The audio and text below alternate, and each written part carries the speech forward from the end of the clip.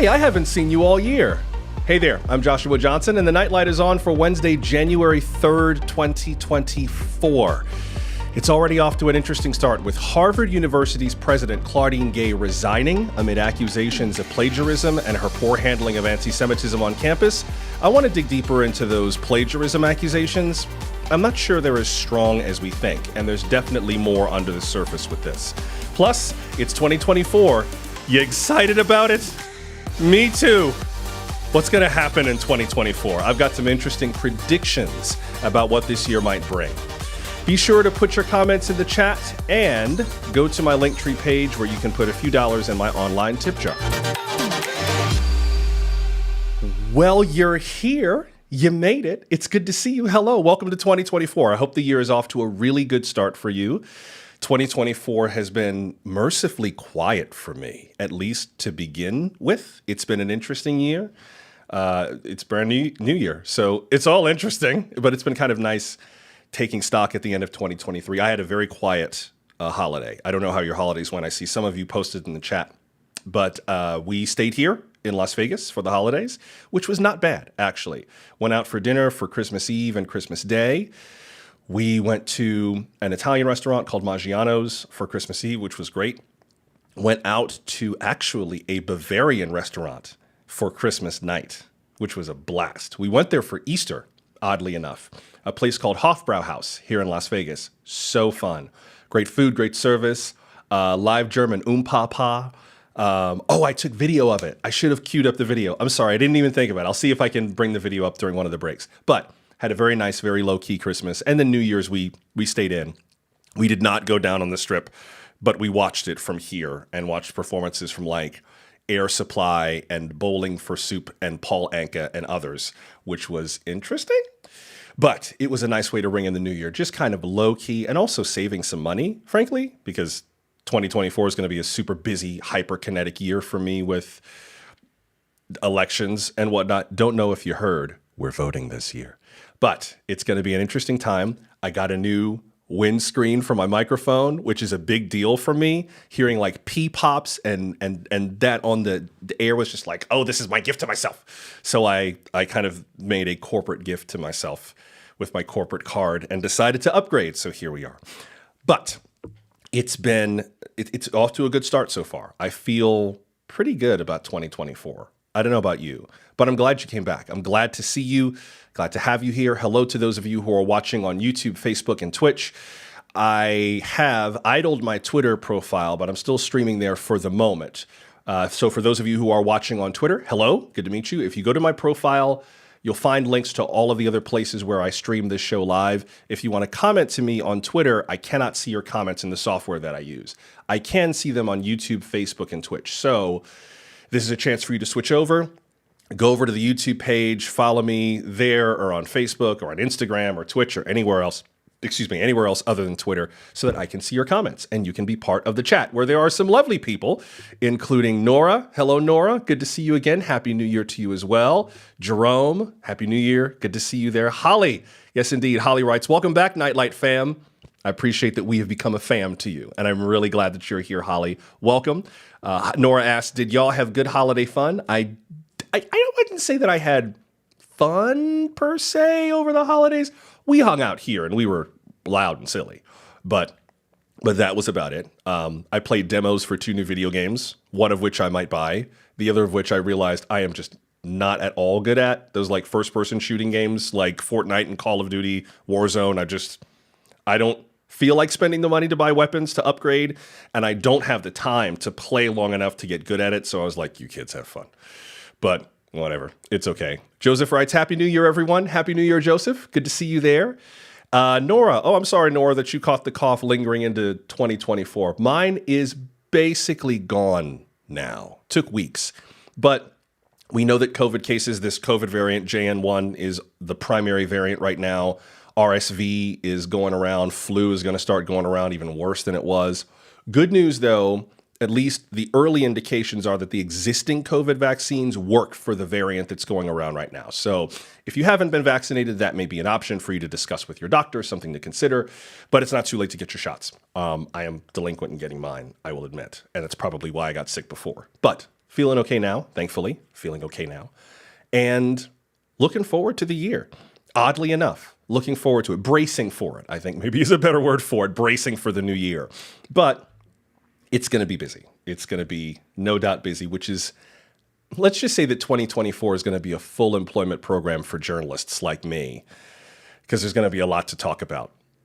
I want to begin with something that made the news just this week, and it continues on something we were talking about last year as it relates to the fight against anti-Semitism.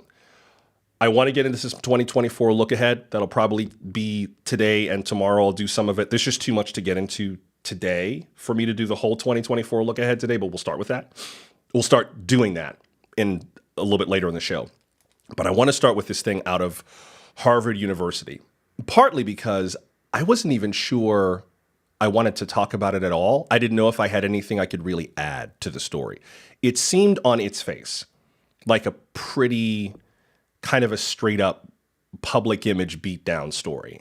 But the more that I dig into it, as is almost always the case, the more I realized there was a lot more going on here than met the eye, and it gave me more to think about. I don't know that I fully know what to make of the situation, but we'll dig into that. So, why did Harvard's president get fired? Did she actually commit plagiarism? And what should we do going forward? That's the focus of the first part of the show today. As you may have heard, last year, after the attack on Israel by Hamas, a number of student organizations began to protest both for the Palestinians or in support of Palestinians in occupied territories and also in support of Israel. Those became very intense clashes, and a number of universities got caught up in that. 3 university presidents in particular, the presidents of Harvard, Penn, and MIT, got extra in the spotlight because they testified before Congress, before a House committee, which was probably their first mistake, about how their universities were dealing with anti-Semitism. Now, to an extent, they had to testify because universities rely, at least in part, on federal funding that's provided through parts of the Education Act like Title IX, which ensures, gender equality in education and so on. So it behooved them to go talk, but they didn't handle it very well. You'll hear part of what happened with Harvard's president at the time in just a minute. But the net effect of that is that put her under a lot more scrutiny. And then there were concerns or accusations of plagiarism in her previous work, not her recent work, but decades ago, back when she was still coming up. Well, the ultimate effect of this is that just yesterday, Tuesday, Harvard's president, Claudine Gay, stepped down as president of Harvard University. Alan Garber, who is its longtime provost, will step in as the interim president. The provost is the chief academic officer of the university. President is kind of the chief administrative officer of the university, for lack of a better term. But in the announcement, which I will show you a bit of, President Gay wrote to the university community and explained what was going on there. In part, her announcement says, let me just get to the most relevant piece there. In part, the president's remarks, sorry, just give me 1 second, says, "It is with a heavy heart but a deep love for Harvard that I write to share that I will be stepping down as president. This is not the decision I came to easily. Indeed, it has been difficult beyond words because I've looked forward to working with so many of you to advance the commitment to academic excellence that has propelled this great university across centuries. But after consultation with members of the corporation," I'll explain the corporation in a second. "After consultation with members of the corporation, it has become clear that it is in the best interests of Harvard for me to resign so that our community can navigate this moment of extraordinary challenge with a focus on the institution rather than any individual." Pause right there. The corporation. It's basically the board of directors of Harvard. Harvard goes back to the 1630s. And so the board the corporation that they're talking about is basically what we would call a board of trustees. The members range from a former cabinet secretary under President Obama to the chairman and CEO of American Express. These are the people who are basically the board of trustees for the university. She talks also in this note about just what it's meant to her to be at Harvard before she was president, and then also to go through this. So she goes on to write, quote, It is a singular honor to be a member of this university, which has been my home and my inspiration for most of my professional career. My deep sense of connection to Harvard and its people has made it all the more painful to witness the tensions and divisions that have riven our community in recent months, weakening the bonds of trust and reciprocity that should be our sources of strength and support in times of crisis. Amidst all of this, it has been distressing to have doubt cast on my commitments to confronting hate and to upholding scholarly rigor, two bedrock values that are fundamental to who I am, and frightening to be subjected to personal attacks and threats fueled by racial animus. She goes on to write, quote, I believe in the people of Harvard because I see in you the possibility and the promise of a better future. These last weeks have helped make clear the work we need to do to build that future, to combat bias and hate in all its forms, to create a learning environment in which we respect each other's dignity and treat one another with compassion, and to affirm our enduring commitment to open inquiry and free expression in pursuit of the truth. I believe we have within us all that we need to heal from this period of tension and division and to emerge stronger, unquote. And as you can see, she also notes that she's not being fired. So let's just be clear. If you see any reports that say Harvard's president was fired, that's not correct. She resigned as president, but before she was president, she was a member of Harvard's faculty. So as often happens with university presidents who come out of the faculty, she'll go back to the faculty. She's just going to go back to being a professor at Harvard. She just won't be the president of the university. So Harvard's first black president is now its shortest tenured black president. Claudine Gay has made history in two ways that clearly she did not want. And it all happened real fast, very, very quickly.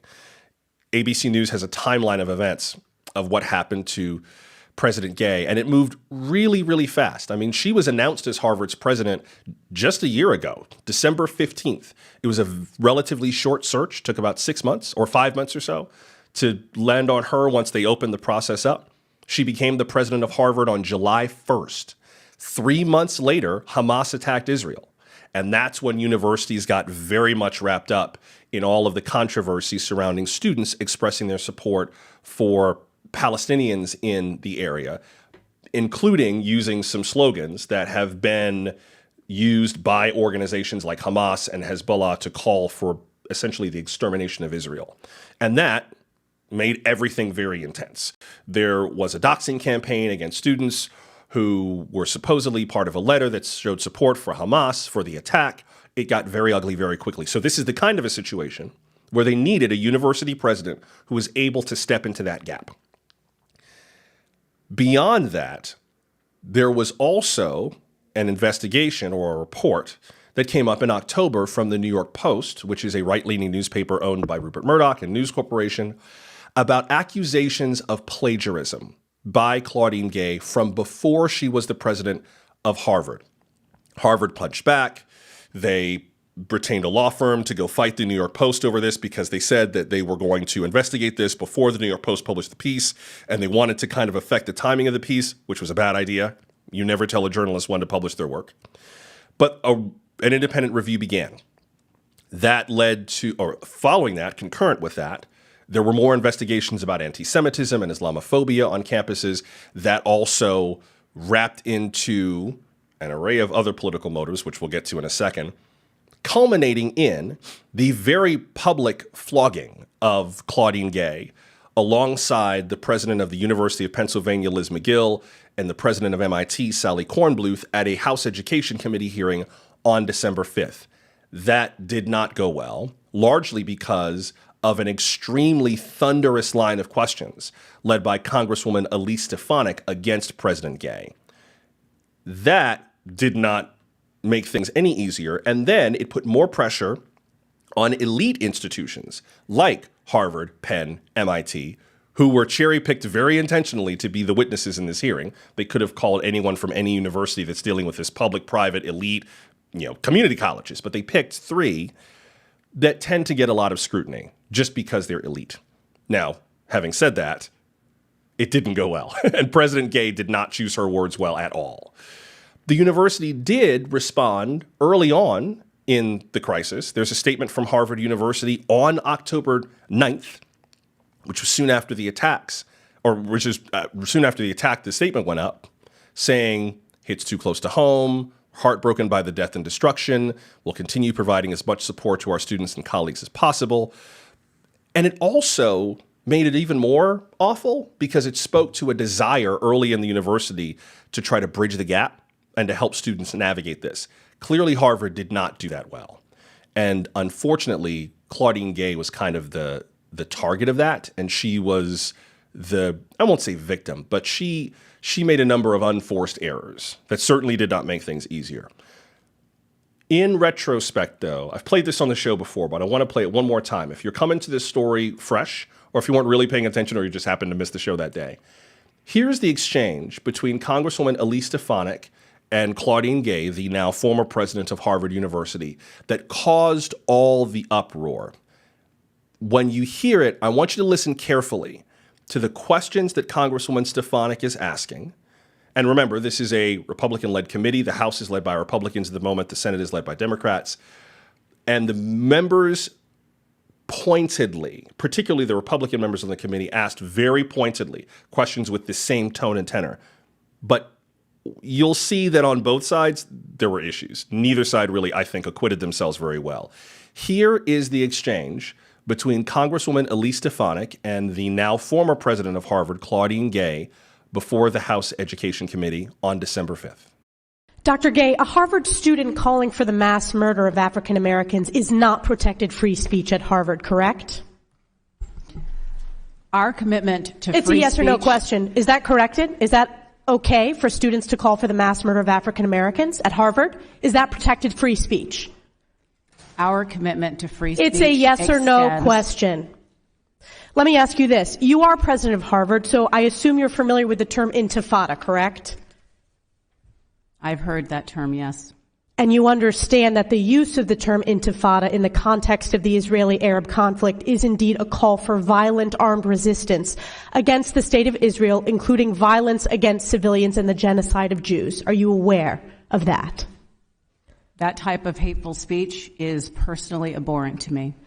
And there have been multiple marches at Harvard with students chanting, quote, there is only one solution, intifada revolution, and, quote, globalize the intifada. Is that correct? I've heard that thoughtless, reckless, and hateful language on our campus, yes. So based upon your testimony, you understand that this call for intifada is to commit genocide against the Jewish people in Israel and globally, correct? I will say again, that type of hateful speech is personally abhorrent to me. Do you believe that type of hateful speech is contrary to Harvard's code of conduct, or is it allowed at Harvard? It is at odds with the values of Harvard. Can you not say here that it is against the code of conduct at Harvard? We embrace a commitment to free expression, even of views that are objectionable, offensive, hateful. It's when that speech crosses into conduct that violates our policies against bullying, harassment, Does that speech not cross that barrier? Does that speech not call for the genocide of Jews and the elimination of Israel? When you testify that you understand that is the definition of intifada. Is that speech according to the code of conduct or not? We embrace a commitment to free expression and give a wide berth to free expression, even of views that are objectionable. You and I both know that's not the case. You are aware that Harvard ranked dead last when it came to free speech. Are you not aware of that report? As I observed earlier, I reject that characterization. It's the data shows it's true. Do you know what the number one hate crime in America is?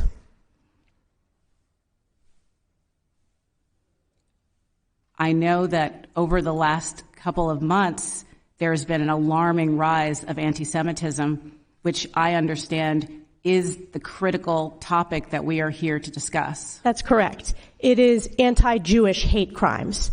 And Harvard ranks the lowest when it comes to protecting Jewish students. This is why I've called for your resignation, and your testimony today, not being able to answer with moral clarity, speaks volumes. I yield back. So that was Congresswoman Elise Stefanik, a Republican from New York, interrogating Claudine Gay during her tenure as president of Harvard back on December 5th of last year. Look, obviously it didn't go well. I think a number of things in retrospect make me increasingly crazy about the way the testimony went. Although, let me back up a little bit. Congressional testimony is really not for the witnesses, it's for the members. If you've ever heard members like, say, Maxine Waters, Democrat from California, say, "I'm reclaiming my time, Mr. Chairman. Mr. Chairman, I'm reclaiming my time." That's because it's their hearing, and you don't get to talk over a member of Congress in their house. You don't get to talk over a member of the House in their house. So when Maxine Waters says, "Excuse me, reclaiming my time," she's totally entitled to do that because you're a guest in the U.S. House. And I think because of that, you have to watch and listen to these hearings in a particular spirit and not expect more than you're going to get from them, right? So it's all political theater. They can be very politically useful or governmentally useful, but they're always political theater.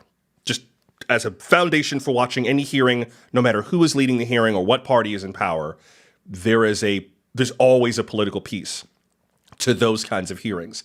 That's why select committees, bipartisan committees are very different because they're made up of people who align for a common purpose and they agree to put the politics mostly aside. This was not that, first of all.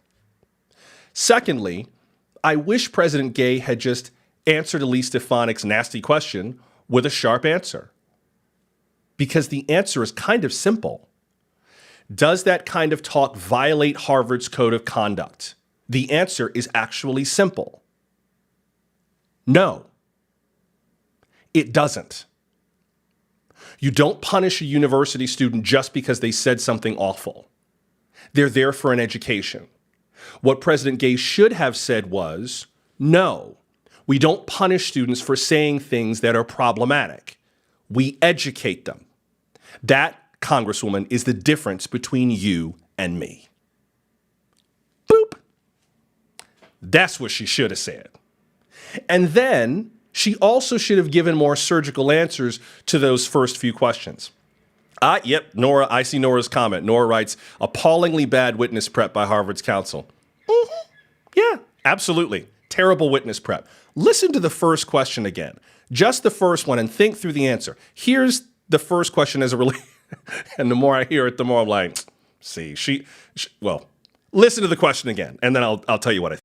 Dr. Gay, a Harvard student calling for the mass murder of African Americans is not protected free speech at Harvard, correct? Our commitment to free speech... It's a yes or no question. Is that corrected? Is that okay for students to call for the mass murder of African Americans at Harvard? Is that protected free speech? She asked two different questions. Did you catch that? She asked, is it okay? And is it protected free speech? Those are two different questions. Is it okay? Hell no. Is it protected free speech? Yes. But Harvard is a private university, so it is differently bound by the laws on speech on university campuses than a public university would be. This is what's wrong with this process. You cannot have these kinds of deep and nuanced conversations with someone who's in it to score political points, which she totally put on the board. Claudine Gay, unfortunately, walked directly into a buzzsaw and didn't even think to duck. I wish someone had prepped her better. I wish she had known that you have to be able to give tight, cogent answers to political questions. If for those reasons she's unable to deal with the public pressures of being a university president, she resigned, then perhaps her resignation was wise, if painful. But when you're dealing with someone like Elise Stefanik, who's asking a sharp, nasty question, you kind of have to come back with a sharp, smart answer. Is that okay for someone to call for the genocide of African Americans? Girl, the genocide of African Americans already happened. Or did you miss roots? We're past that. What an old issue to be bringing up. And it also has the patina of, well, you wouldn't like it if someone did it to your people, so how would you feel if, girl, No. I almost called you another name other than girl. Don't start with me on that. No. Don't try to win my sympathy as a black person by saying, well, how would you like it if someone called for the genocide of black people? They brought us here in chains. Wait till next month. We'll tell you all about it. Really? Is that the strength of the argument? I wish I could be more defensive of President Gay for that, but I don't know how you're not ready to just come back and beat those questions down quickly and easily. That was a huge missed opportunity. A huge missed opportunity. And in that regard, I feel like there is something wrong in the way that higher education deals with public controversies. And look, I have no qualms about higher education, especially at elite institutions. I've been a faculty member. I taught at UC Berkeley and graduate students and was extremely proud to do so, would teach at a university level again, have thought about it repeatedly. Almost applied for a teaching position here at UNLV when we moved to Las Vegas. I love working with students. I love teaching. I love training. I love coaching. I take tremendous delight in seeing young people advance. And I think that that's a very noble profession. Part of the problem with academia is that it is so used to speaking in academic ways that it neglects to learn to speak in very human and very practical ways. I agree with Albert Einstein. If you can't explain it simply, you don't understand it well enough. I also agree with Ronald Reagan. If you're explaining, you're losing. They're both right. And I think that at a certain point, you have to be able to boil something down to its essence. If TV Guide can boil a television series down to a sentence to get you to watch, do you really mean to tell me you can't answer a question that is that vitriolic with a short, simple answer? Yes, hell, you can. There are rhetoricians and experts in debate at Harvard University. There's a law school at Harvard where they teach this skill set. How could you not do this? How could no one prepare you to fight back against people who think that everything in life should be short, sweet, simple? That's not the point of a university education. A university education is designed to dig into these issues fully and thoroughly, to make it safe for students who say abhorrent things to be challenged in that abhorrence without being dehumanized. That's the missed opportunity here. That's what the successful personal attack against Claudine Gay has actually done to injure not only Harvard, but academia writ large, especially elite institutions. This shouldn't be happening at colleges and universities. Students should know they're safe there. Even if they have views that other students hate, it should be the job of someone at Harvard to go, hold it. We're not doing this way. You are all admitted students. We have a responsibility to educate, but we're not doing it like this. And I wish that either President Gay or whoever the people were around her had empowered her to say, fight for Harvard. Fight harder. Say what you mean, stand up for it, answer the question, but don't blink. You have to defend this institution. And I think if anything doomed her tenure, it was her inability to defend Harvard. She went in there to answer for Harvard, to explain for Harvard. But Ronald Reagan was right. If you're explaining, you're losing. She should have gone and thrown it right back. Whether Elise Stefanik liked it or not, at least the Harvard community would know, okay, she's fighting for us. She gets it. She gets it.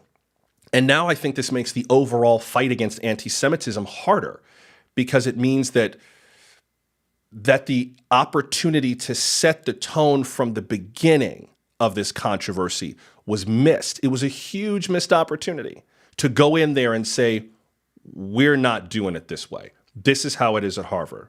Doesn't have to be this way everywhere, but we have academic freedom in this country, and I'm not going to let you minimize an issue down to some goofy political talking point about genocide of African Americans when we're talking about actual lives being lost in Gaza.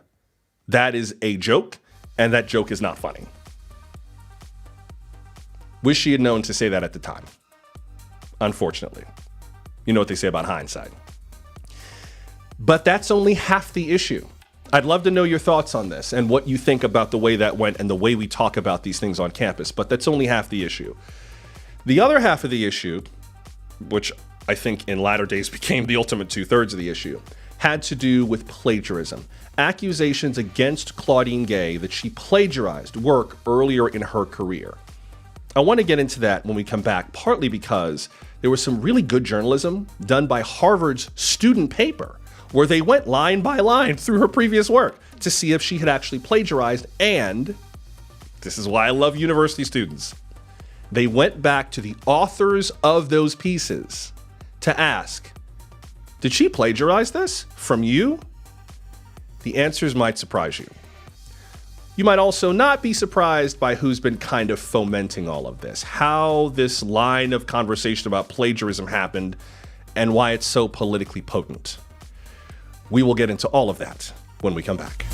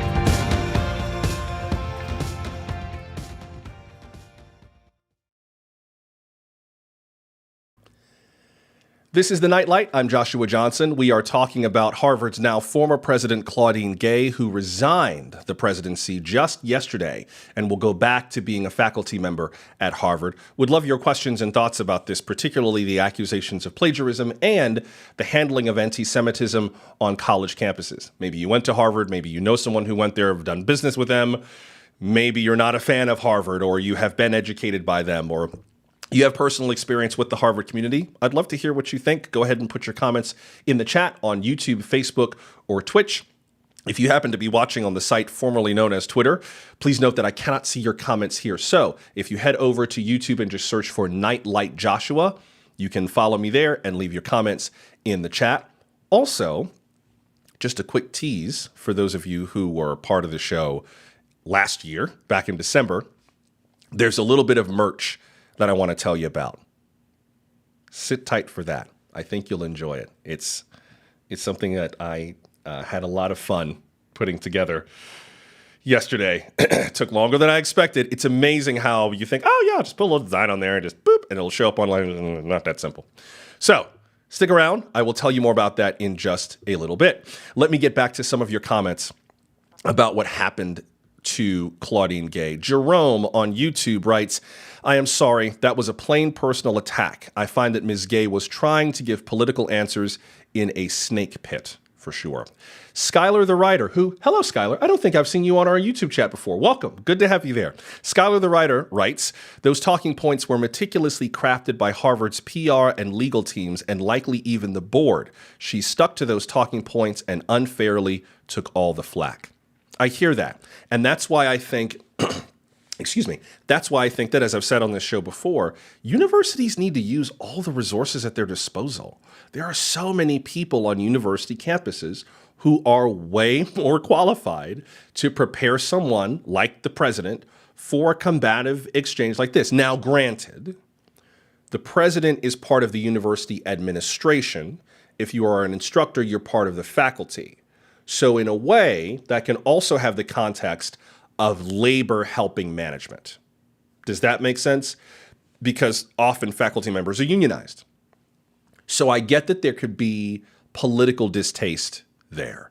And I would not, as someone who has been a union organizer and shop steward in the past, I would never force someone to go anywhere out of their way to support management in ways that they thought were unethical. So that's case by case. I can't answer for the university faculty at Harvard. I can't even answer for the university faculty at Berkeley, where I taught. That's a tough one. I do, however, think that if those relationships are healthy, that maybe someone from journalism, the Kennedy School, the law school could have helped, the business school could have helped her prep very differently and helped her think through the way that her answers would land. Communication is in the ear of the receiver. If I heard it wrong, you said it wrong. I know that sounds harsh, but that's the strategy that allows you to get the effect that you want from what you have to say. Not what did you mean to say? What did they hear? And how did they receive it? It's kind of like saying, I'm sorry, and saying, I'm sorry. Both of them are the same on paper. They are dramatically different in person. And if we're going to learn how to reconnect to one another, if we're going to learn to resolve our political differences and our cultural differences, or even just learn to live side by side, we have to be able to separate what we want from what they get. We have to separate what we chose to say from what they did not ask for but heard anyway.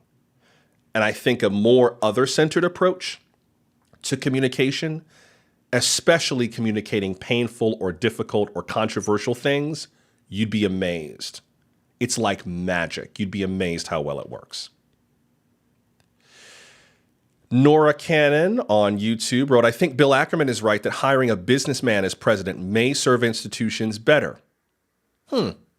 That's an interesting argument. I mean, I guess it depends on the businessman, right? There's like Michael Bloomberg being a government official for the first time. There's Donald Trump being a government official for the first time. You know what I'm saying? There's J.B. Pritzker being a government official for the first time. So, you know, it's going to go in a lot of different directions depending on the businessman, I guess.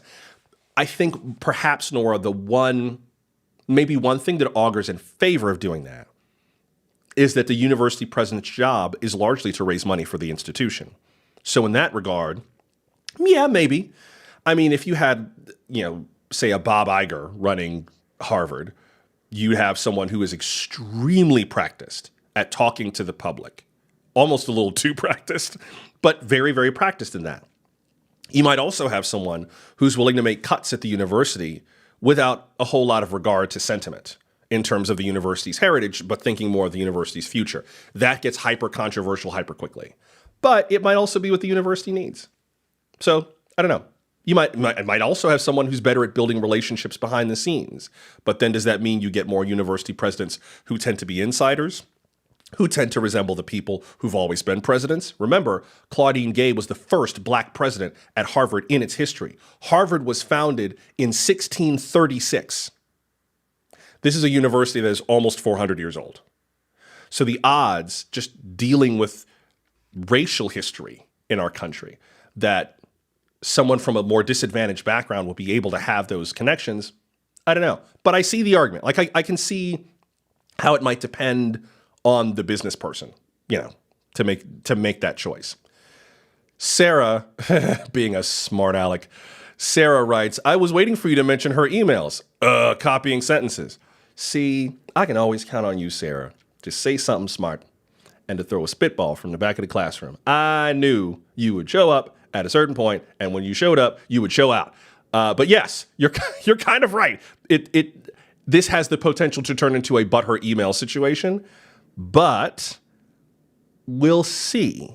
And I let me use that as a pivot point to get into the whole plagiarism scandal surrounding the president of Harvard.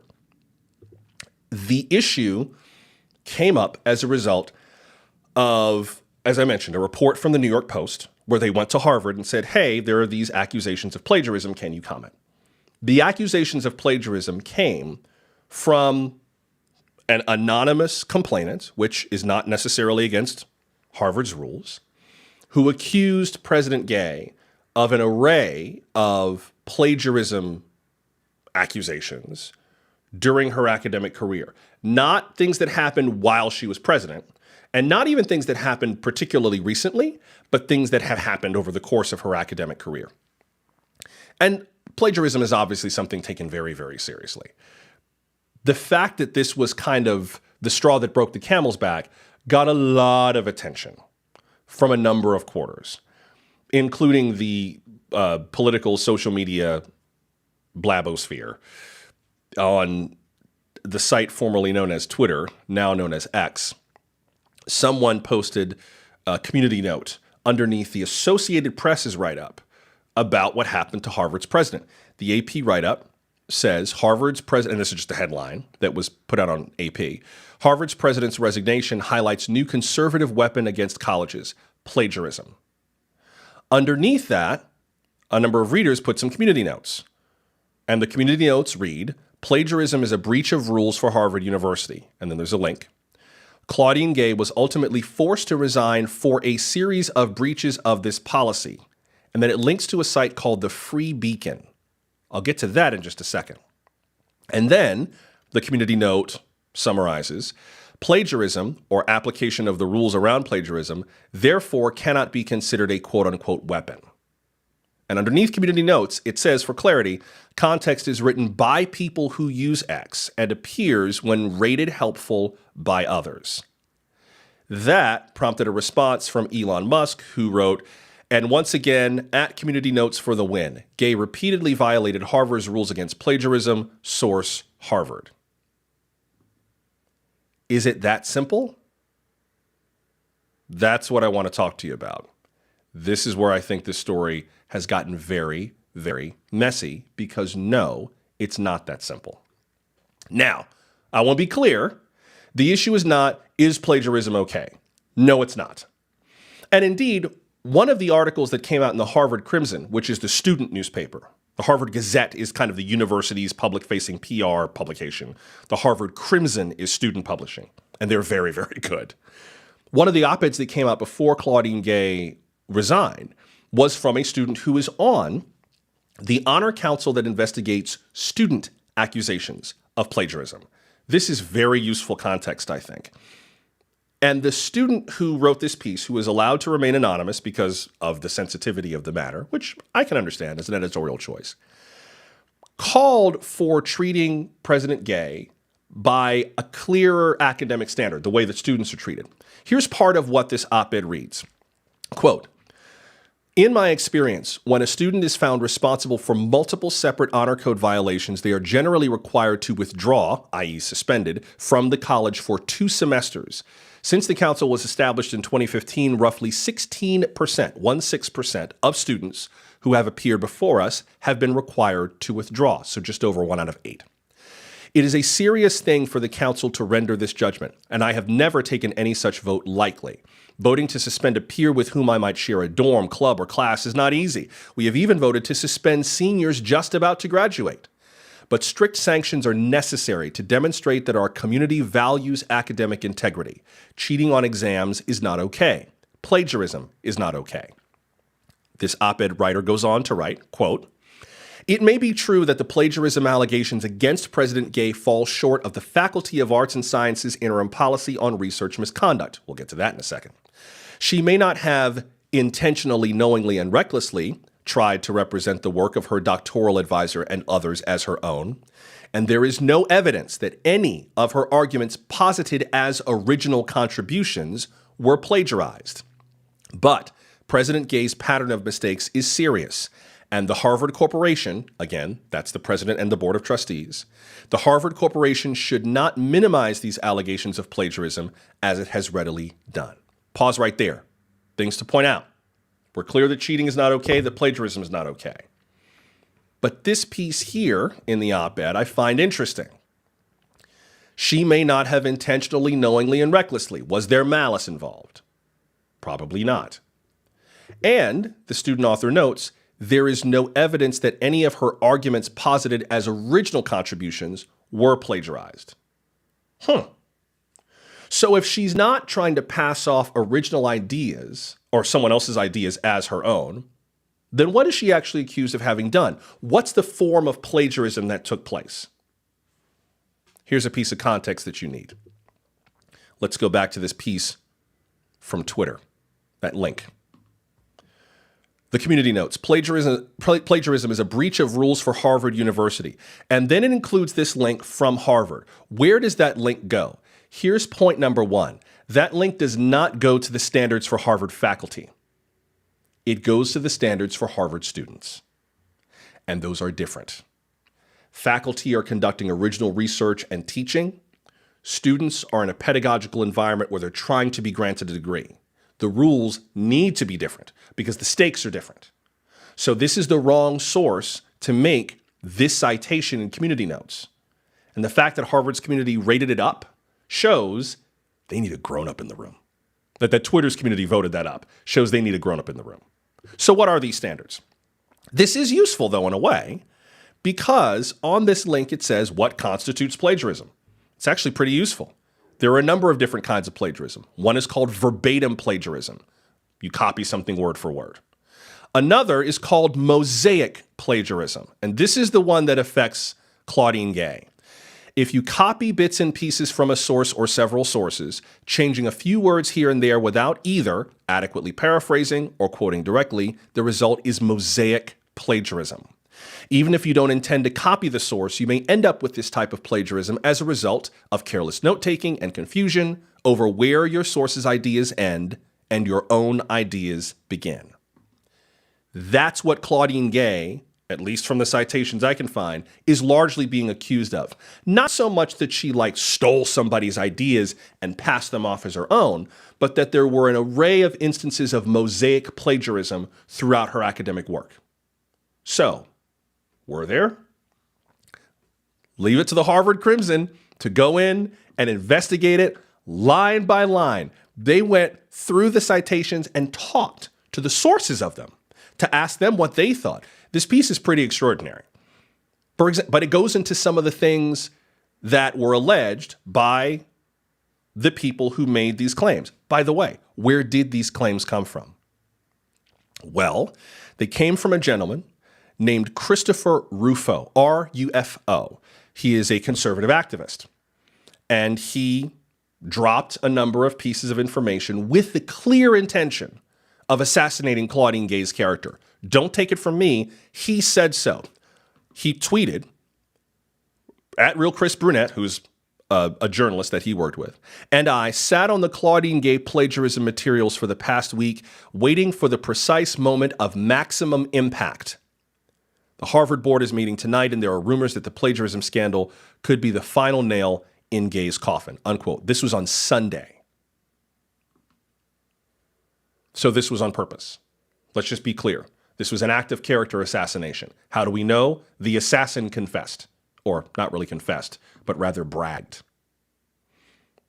Plagiarism is not okay, but as you'll see from the university's own rules, the rules that are actually binding on faculty, which are somewhat different, those rules here, the interim policy and procedures for responding to allegations of research misconduct, that's what this is called, these policies define the complainant, the person who makes the accusation, as a person who, in good faith, makes an allegation of research misconduct.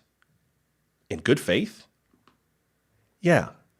See, the spirit, at least at Harvard, is that if you commit an act of plagiarism, we shouldn't presume that you're trying to bring the whole university down or to lie to people. You may have just messed up. So the complaint has to be offered in good faith, which is not what we got from Christopher Rufo. He made it clear this was an act of character assassination. And look, if you're cool with conservatives committing acts of character assassination against people they don't like, then I guess this isn't a big deal. But Christopher Rufo, the conservative activist who dropped these accusations, made it very clear he was going for Claudine Gay's hide. This was not an act of good faith. This was an act of political character assassination. And the bullet hit its mark. If you're cool with that, then that's fine, I guess. It does, however, raise questions about why you would want to assassinate the character of someone who has apparently done nothing to you. What do you gain from that? Points. Notch on the belt. Because the people who would hire such an assassin want to know you hit your mark. What kind of person would do such a thing?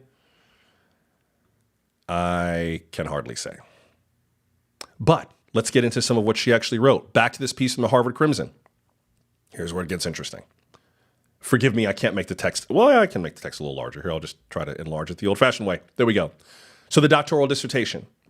The Free Beacon and the post by Rufo and Burnett said Gay improperly attributed portions of her 1997 Harvard doctoral dissertation titled Taking Charge, Black Electoral Success and the Redefinition of American Politics. Free Beacon accused her of lifting 2 paragraphs from 2 scholars who were at the time affiliated with Harvard, D. Stephen Voss and Bradley Palmquist, from an article they wrote. One implicated paragraph, a technical description of statistical results, is nearly identical to Voss and Palmquist's work and differs only by a few select words. This is that mosaic plagiarism we're talking about. And you can see, as they lay them out side by side, the overlap is dramatic in terms of how very similar they are. Now, this is not the only place where the content overlaps. It overlaps in a number of spots in her academic career, but it is close. They are generally this close. But here's the interesting thing. In an interview Monday night, quoting from the Harvard Crimson, in an interview Monday night, Voss, who said he taught Gay methods at Harvard while he was a teaching fellow and she was a student, Voss is the original author, said the work was technically plagiarism, but described it as minor to inconsequential. What? Minor plagiarism? How is any act of plagiarism minor? Voss explains. He added that similar descriptions of technical methods are common throughout academia. This doesn't look at all sneaky, Voss said. It looks like maybe she just didn't have a sense of what we normally tell students they're supposed to do and not do. Unquote. Palmquist did not respond to a request for comment. Interesting. Not a big deal. So there's plagiarism, and then there's plagiarism, right? There are infractions, and then there are crimes. And the way he describes it, this was more like an infraction than a crime. Does that mean you excuse it? No. But what punishment do you pick for a minor crime versus a major one? I know this gets nasty, right? You can't be the president of a university if your standards are in any way weak, and if you in any way committed acts of plagiarism, you shouldn't be allowed to be the president of a university. So you're telling me that the standard for leadership is perfection before you have built the wisdom that you need to lead? Is that the standard? Is that how we find leaders? We demand perfection? or do we demand growth? I would rather be led by someone who has made mistakes, learned from them, and grown through them. That's someone I can trust. Because when I make those mistakes, I can trust them to act with both moral clarity and empathy. You need both to lead. You can't lead with one or the other. Another example from the dissertation. Rufo and Bernays also focused on the Gay's dissertation, writing that the paper lifts an entire paragraph nearly verbatim from a paper by Lawrence D. Bobo and Franklin D. Gilliam Jr., as well as other scholars, without using quotation marks. Again, you can plainly see if you line them up side by side, there are significant portions that appear to be word for word. The Harvard Crimson reports, Bobo, King, and Gilliam all said they did not feel Gay plagiarized their work. In an emailed statement, King, who holds Harvard's highest faculty rank as a university professor, called the claims false and absurd and crazy. Quote, her dissertation and every one of the numerous drafts I read leading up to the final version met the highest levels of academic integrity. If you were going to commit plagiarism, would you plagiarize your professor's work and expect to get away with it? Unquote. Right. It would be a crime committed in plain sight. Why would you do that? Why would anyone do something that dumb? Do these citations deserve clarification? Absolutely. Are these errors that should be fixed? Hell yes. Absolutely.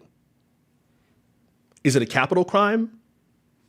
Well, that's the funny thing about copyright, and I'm talking about generally. The way that copyright law exists is at the moment that something you create is fixed in a tangible form, that's the phrase in the law, you own a copyright for that, assuming it's your original work. The minute it is fixed in a tangible form, it's yours. University rules are different because you're doing it as part of a member of a faculty and it's connected to the university and there's all kinds of rights that you sign away and change. And so that's kind of a little bit of a muddier area. But here's the thing. Copyright infringement is not instantaneous. If I create something and you create a derivative work of it, and I'm not talking about a satire, I'm talking like if you put a clip of something from this show into something else and you didn't write to me and say, hey, Josh, I would like to use a clip from the Nightlight. Do I have your permission and how much do I owe you? That doesn't automatically mean that I get a check from you for copyright infringement. It's not instantaneous. I have to call you out and say, hey, that belongs to me. You need to take that out or you need to pay me. That's how it usually works. It's not instantaneous. So if the person who made the work is not aggrieved by the derivative uses of it, that's kind of the end of it. There are also works that are intended to be used for others, that are Creative Commons works, where they say, please use my work. You may not even have to attribute it to me. Just use it. I just want it out in the world. That's totally okay. So yes, you own the copyright, but no, it's not instantaneously enforceable. So if they say it's okay, what else is there to go on? Not much, I think. But they absolutely need to correct it. And here's the other piece from Harvard. When you look at Harvard's own rules about the way that these matters are handled, here's the thing. Even if, here it is, other considerations, the termination of the respondent's Faculty of Arts and Sciences employment by resignation or otherwise before or after an allegation of possible research misconduct has been reported will not preclude or terminate the research misconduct proceeding or otherwise limit any of the Faculty of Arts and Sciences responsibilities to pursue allegations, meaning resignation would not let her off the hook. She's going back to the faculty. Remember? She still has a job at Harvard University. So resigning does very little to correct the problem anyway. If the issue is plagiarism, then the solution is not resignation or termination. It's revision. It's correction. That's the actual solution. If, of course, you care about actual solutions. And not everybody does. I want to close the loop on this story with a little bit more about the people and the entities that are behind this. This has been a really intensely long-running conservative talking point for a while, and I'm amazed that I have stayed in this rabbit hole for this long. I did not expect this story to be the rabbit hole that it has turned out into, but I want to close the loop on this. And I also want to then get into the 2024 look ahead. This is something that I think is going to get more intense as this year goes on and as time goes on. This fight between intellectuals and politicos. It's a dangerous thing. I think it has the potential to really cheapen our public discourse, to coarsen it, to make it easier for people to just read the headlines and not even read the first paragraph. I mean, it's worrisome. It worries me tremendously. But I think you should know a little bit more about the folks who are behind it, and also this other link. Remember the community note where it said that she was forced to resign for a series of breaches, and it cites the Free Beacon? Who's the Free Beacon, and what's their dog in this fight? I'll wrap this up, and then we'll move on to other things when we come back.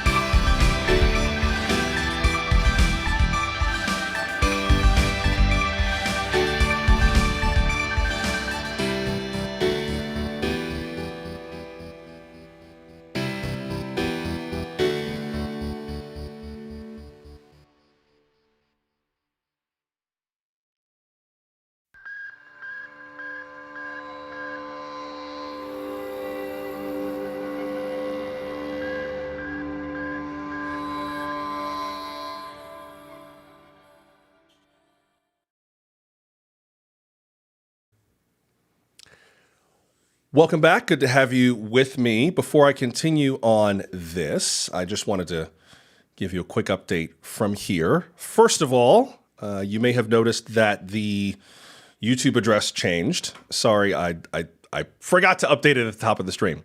I'm not taking a 5-minute break, but I'm just going to make sure that it is correct here. See, I can do this on the fly now. I can just go click, edit.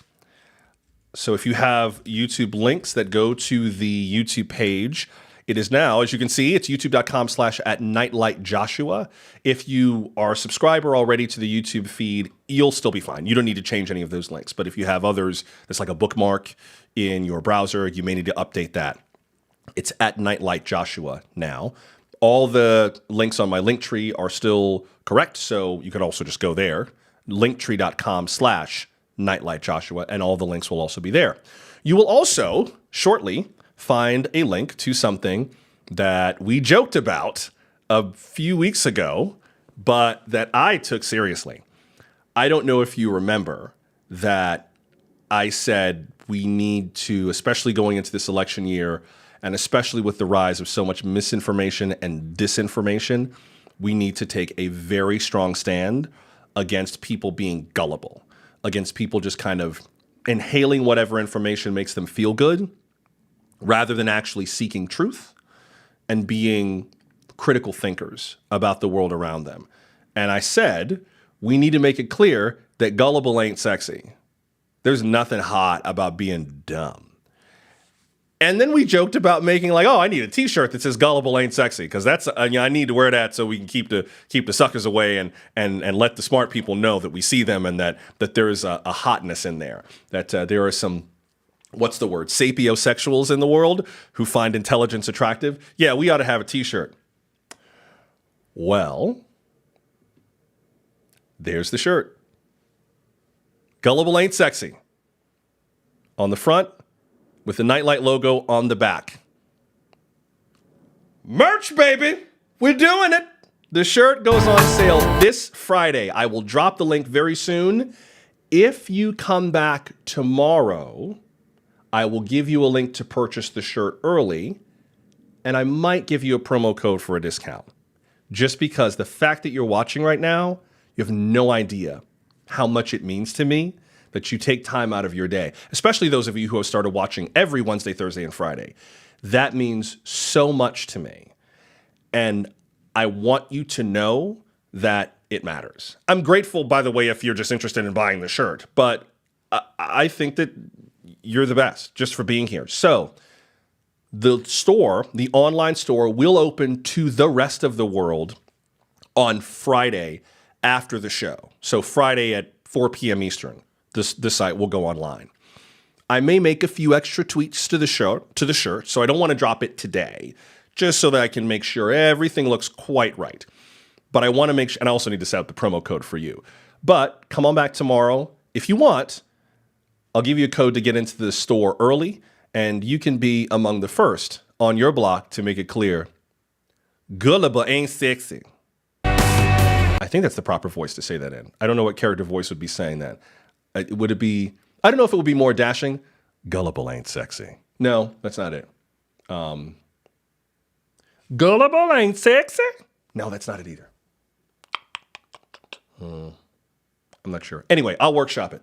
But come on back tomorrow. I will give you the code to get into the shop early and a promo code so that you can get your copy of the shirt first, just as a way of saying thank you and saying how much I really appreciate you being here and how much it means to me that you choose to be a part of this journey with me. So we will do that tomorrow.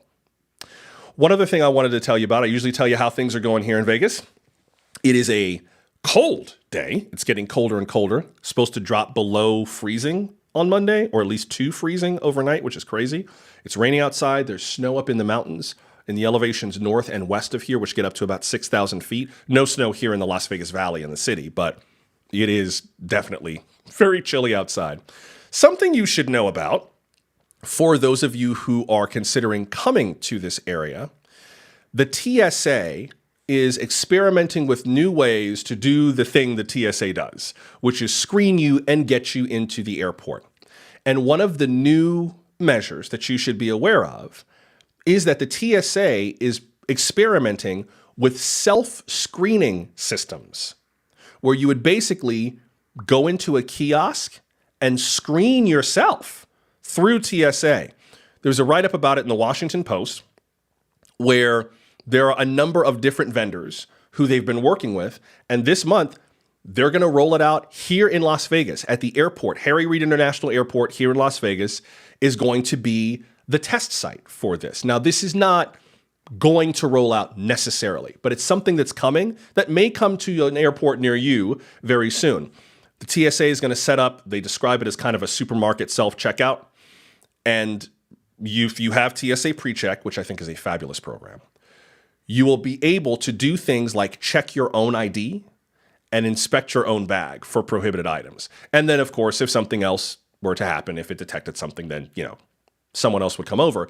But the goal is to try to free officers up to show up when they're needed for security clearances, not just to screen everybody. Particularly, if you've already been through PreCheck, you already have a level of kind of an affirmation that you are a more trustworthy passenger than the average passenger who we don't know. So this is kind of an extension of that. There's also some renderings of what this might look like. I mean, this is a rendering from back in 2015 from what airport screening might look like, just kind of a domed passageway that you walk through or you ride through on a moving sidewalk. I don't know if you ever saw that movie Total Recall, the original one with Arnold Schwarzenegger, but it kind of reminds me of that a little bit. So that was a previous concept.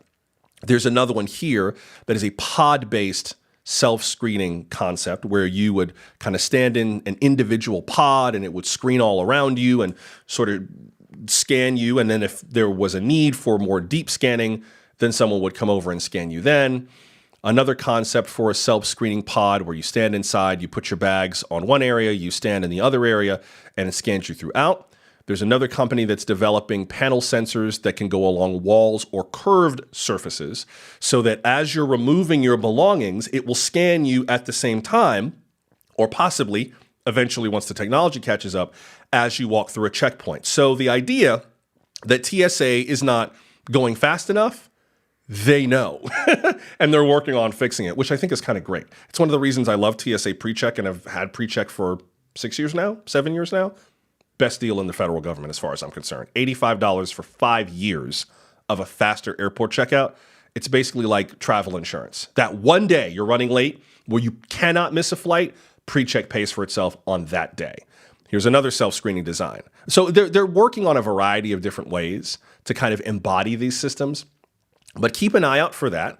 There they are looking at one of the systems, the PAX M2 self-service screening system. That's this one right here, where they would have kind of like a different sort of a way to run your own bags through a screening kiosk. So keep an eye out for that. If you fly through the airport here in Las Vegas, and if you have TSA PreCheck, you might end up being a part of this system. There's already one set of self-service screening pods. Those are scheduled to be tested next year. There's also going to be a booth at the Consumer Electronics Show, which is next week here in Las Vegas. I have a pass to go. I'm not sure I'll be able to make it because I have a day job. But if I can make it over to CES, I'll look for this and I'll see if I can bring you some video of that. I don't know if that would be of interest to you, but I think it's kind of neat. Anything to make travel a little bit faster. Currently, this is what it looks like during the passenger screening. This is also what you would kind of see on the screen. It would show you when you have to stand and kind of put your feet apart and put your hands over your head. It would show you the screening process, then indicate the areas where it finds items that need to be removed. It'll let you know once you've passed and then say, have a pleasant journey ahead. Thank you. So that's kind of the simplicity of the system. Whether this will work, we don't know. Whether this will be funded, roll out further, we don't know. We'll see. We will see. But something to keep an eye out for if you travel through Las Vegas. Hopefully this will be rolling out fairly soon, but we will see. Yeah. Oh, Philip, I see your comment. Philip commented on YouTube, airport innovation is badly needed. Happy to see the tests. Yes, it is. Although I don't find that flying through Las Vegas's airport is usually that slow. I rarely find myself backed up flying out. It's when people are being picked up. That's where the line is super duper long, especially at Terminal 1. Flying in is not that bad. Flying out is not that bad. Once you land and you're trying to get picked up, that's a very, very slow process. Rental car is a very, very slow process. But there are also plans to build a second airport for Las Vegas. Another airport. That's how fast the valley is growing. Tell you about that another time. But yes, TSA self-checkout, basically. We'll see how that goes. We will see how that goes.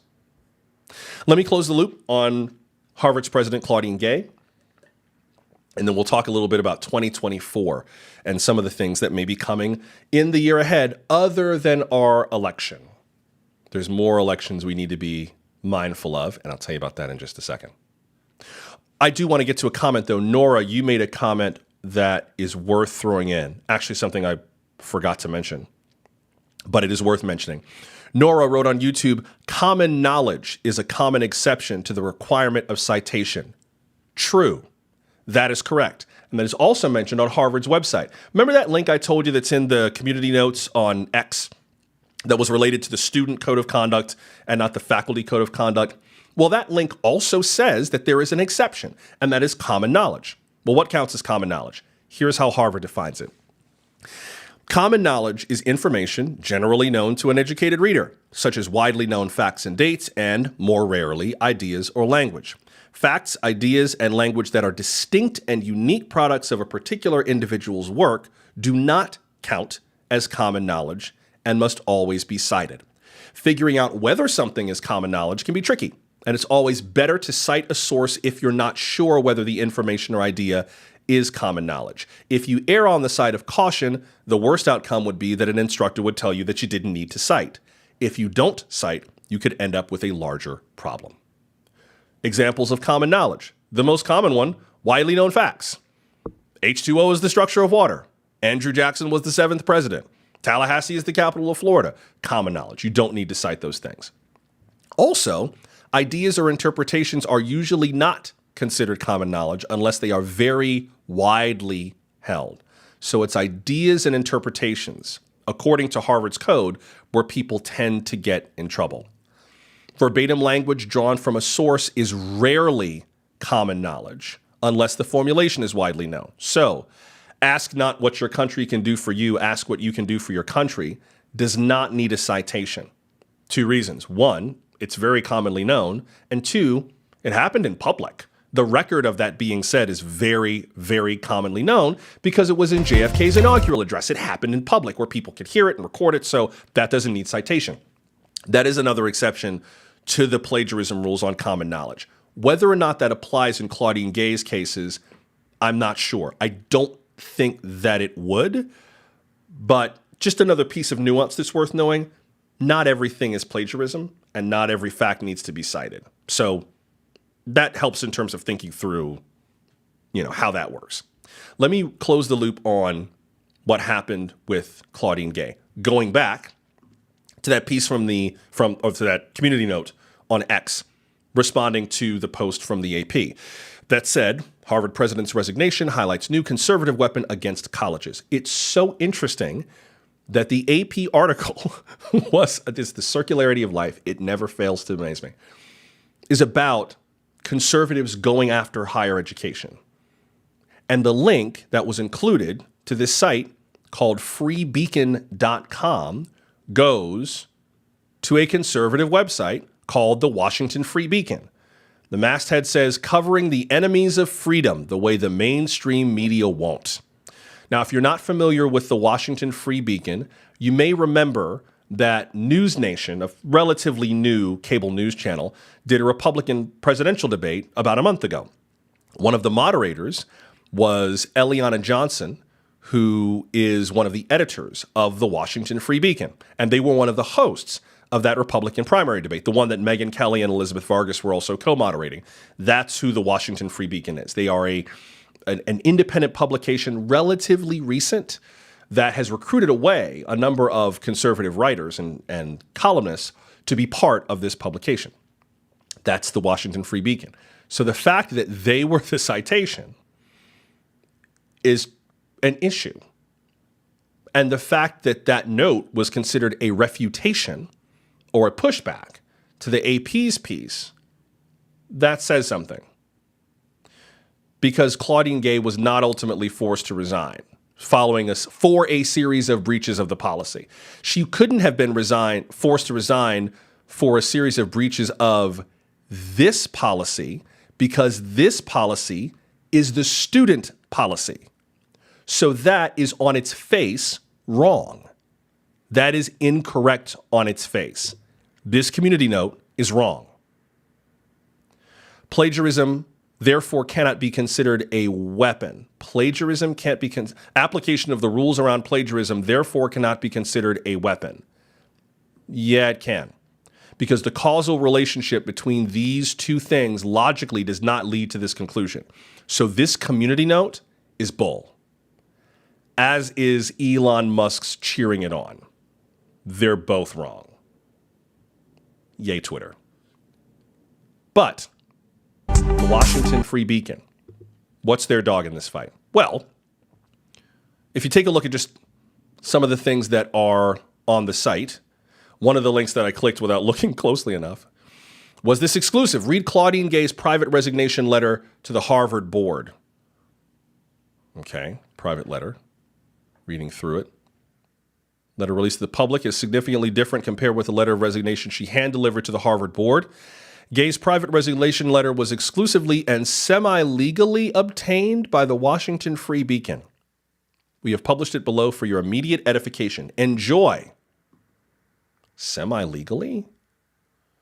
It's easy to see once you scroll all the way down that this is a fake letter and that is clearly not her signature. Because, if you look carefully, this article is tagged in very small print as satire. Tain't real. It tain't real. But it's one of the most read posts on the page, and it doesn't really stand out as satire unless you look at that little citation, that little bitty tag that says satire. So what is in the Washington Free Beacon? Well, I think this is actually the most useful source to go to, or one of them, to understand this fight, because it kind of crystallizes that this is part of a larger aggression against higher education by some conservative activists, particularly the higher echelons of higher education. Nobody's going after, the University of Iowa. Nothing against the University of Iowa if you went there. Or Indiana. Again, please, Hoosiers, don't send me any nasty emails. It's these elite institutions that tend to be liberal bastions. And the plagiarism accusation was part of an effort, I think, to not only discredit Harvard, but to go after this woman who had been hired with a very specific mandate to protect diversity at Harvard right after the Supreme Court had gone after affirmative action. Remember, the two cases at the Supreme Court that struck down those affirmative action policies were based at the University of North Carolina and Harvard. So when Claudine Gay came on the job, she had a mandate to deal with issues of diversity. First black president of Harvard. Shortest search for a president in Harvard's history. Plucked out of the faculty pool, seemed like a dead ringer. Perfect choice. There's a cultural conversation behind this. Your views on it are your business, but it's worth knowing that this did not come out of nowhere. This came very much out of somewhere. Look at the Washington Free Beacon. One of the pieces that dropped just yesterday goes after another Ivy League school, Columbia. Ivy League journalism school hires liberal hack to lead quote-unquote ethics department. And it calls out Margaret Sullivan, who worked for the New York Times and the Washington Post, to lead the Columbia Journalism School's ethics department. Columbia has an extremely highly reputed journalism school. It's considered one of the best journalism schools in the country. Why it matters. Here's how the Washington Free Beacon puts it. Why it matters. Here, let me enlarge the text so it's a little easier for you to see. Why it matters. Ivy League universities are a joke. The words "are a joke" are a link that points back to an article about Claudine Gay. Ivy League universities are a joke, so hiring Sullivan to run the quote-unquote Journalism Ethics Center at Columbia makes perfect sense.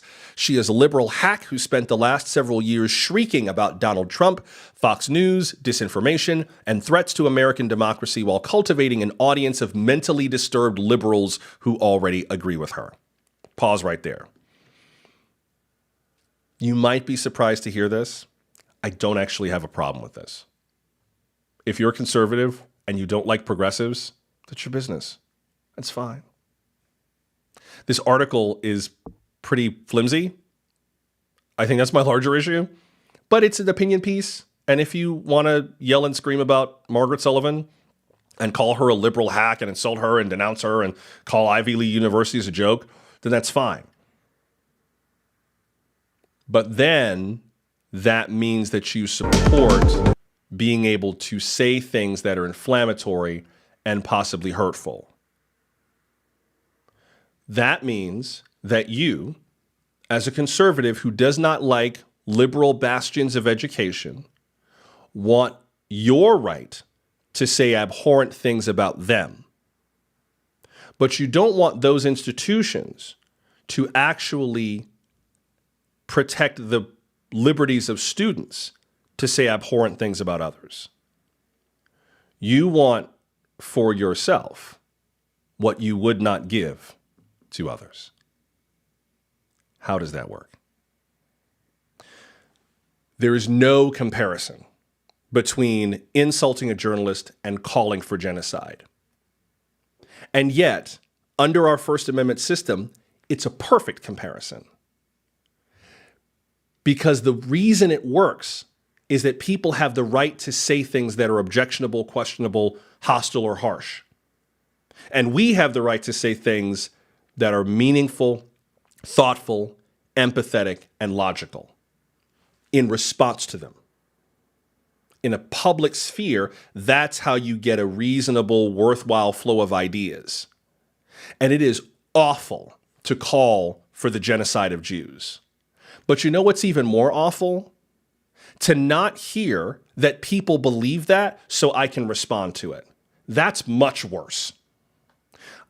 And I understand in that way the argument for, within certain bounds, allowing people to say such vile things. Because if you don't say it, then I don't know where to speak up on behalf of my Jewish brothers and sisters. I have nowhere to put my rage over your hatefulness. And I don't have to hate you back. But I can't really love on that community if I don't know where the problem is. I got to see the weeds to pull them out. And they're going to grow anyway. It's a tough thing. We're going to have to make sense of this in 2024 and beyond. We're going to have to think really, really hard about how we allow people to talk to one another, especially about things that are really, really uncomfortable or things that are abhorrent. We're hearing it now with some of the rhetoric that Donald Trump has been putting forward in his bid to get back to the White House. How do we deal with him? Do we platform him? Do we deplatform him? We tried canceling, and that didn't make the problem go away. But it doesn't seem like the solution is just to ignore it or to silence it. Silencing it doesn't work. Silencing people who say things about Jews and who foment antisemitism has not made the problem go away. And it is extremely unpleasant to deal with, and it hurts. It is horrible. But if I don't see the problem, I can't do anything about it. I can't fix it. And I want to help, but how am I supposed to help if I don't know where the problem is? There's the rub. There's the catch-22. But there's also the opportunity for those of you who are able to step into those spaces, to be level-headed and thoughtful about them, to say, I think I can help. I think I can help here. And to move forward with that. More thing I'll show you, and then I will move on to 2024. In Harvard's documents on the website, there is an open letter from a former president of Harvard University, Derek Bach, which was printed back in the Harvard University Gazette back in 1984. Reflections on Free Speech, an open letter to the Harvard community. 84. This is a very old-looking PDF. And it refers to a speech that was made just the year before, in 1983, by Caspar Weinberger, who was a Secretary of Defense under Ronald Reagan. He got heckled, interrupted in one of the main theaters on campus, the Sanders Theater at Harvard. Finished his speech, but got heckled throughout. But it also mentions a speech in 83 where members of the audience, I'm quoting here from his letter, interfered with another speech by alternately booing and cheering a representative of the Palestine Liberation Organization, who had been invited to speak by the Black Law Student Association. Last April, the moderator at a panel arranged by the BLSA did not recognize Jewish law students who wished to question a speaker representing the PLO. You think this got nasty. Look at what they had to deal with 40 years ago. Way tougher. And in that situation, Elise Stefanik's comment about how would you feel about someone calling for the genocide of African Americans is short-sighted because she doesn't understand how much solidarity African Americans have had with the Palestinian cause for a very long time. There are a lot of Black civil rights leaders over history who have been very sympathetic to the Palestinian cause, not to the eradication of Israel per se, but to the liberation of the Palestinian people. So she asked for the wrong preliminary example for Claudine Gay. And I know Professor Gay, in her mind, thought about that instantly when Elise Stefanik asked that question. You ever have that moment where you be like, no, can't say that either. What I think, damn, I don't want to say this. I believe very strong. And you have to clean it up very carefully before you say anything, because don't let me take off my earrings in front of these white people. Today is not the day. I am not the one. I would love to be nice, but I'm not that good a Christian no more. I can't do this. I can't do this right now. I know that's what went through Claudine Gay's head for this reason. Because asking an African American to comment about this, particularly someone who has had a deep understanding of history, is interlocked with the history of our movement for civil rights and the solidarity that we have felt, some of us, with Palestinians. That was an even less fair question than it looked on its face, because Claudine Gay knows the history. The note from the former president of Harvard University. One key paragraph that I think is worth keeping in mind, and then I will let this subject go for now. Quote, universities have a special interest in upholding free speech. Educational institutions exist to further the search for truth and understanding and to encourage the personal development of all who study and work within their walls. Because the right to speak freely and the opportunity to enjoy an open forum for debate are so closely related to these central purposes, the university has a stake in free speech that goes beyond the interests of its members. Its integrity as an institution is bound up in the maintenance of this freedom, and each denial of the right to speak diminishes the university itself in some measure, unquote. That's the hard part of all this, that we have tried to make it very simple, and in some ways it is, but the simplicity also prevents opportunities for connection. Are you allowed to say this or that? You're allowed to say it, but you're not free from the consequences or the responsibility. The people who say anti-Semitic things on college campuses will face the consequences of that. But the universities themselves, the colleges themselves, also have a responsibility to educate that person who said it. And if Claudine Gay's resignation should pave the way for anything, it should be, I hope, for a smarter way to handle these issues, to say, okay, that did not work. What can we learn from that?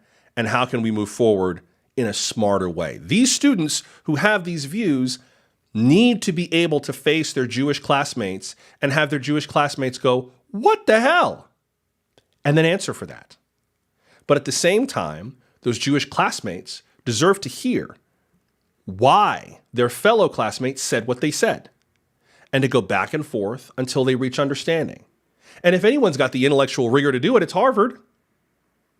Hopefully they'll do that the next time around. I don't blame Claudine Gay for resigning, because the university around her was not ready to support her in a way that would meet that moment. It wasn't just a failure for Professor Gay. It was a failure for Harvard University. But it's not one that I think is irreversible. I think they can learn from this. I think we can all learn from this.